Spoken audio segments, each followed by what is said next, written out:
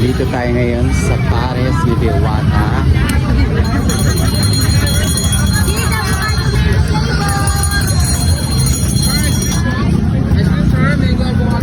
Ayan, ganyang kahaba yung pila ng Diwata Pares Overload.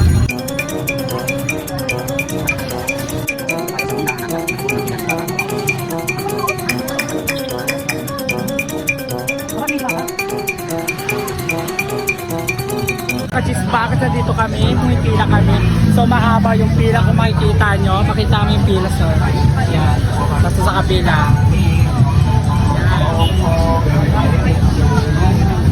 Yan. So kung makikita nyo yung asawa ni Diwata. Si Angkol. Si Angkol.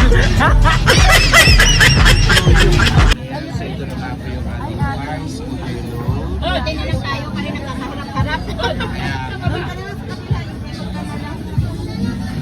Ayan, so what can you say? Are you happy? Oh my God. Sa wakas. 4 hours bago. Sa wakas, makakain na po si Cheche ng kanyang Pares Overload.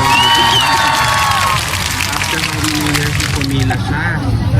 Diyos ko. Nabutan na siya dito ng dibo.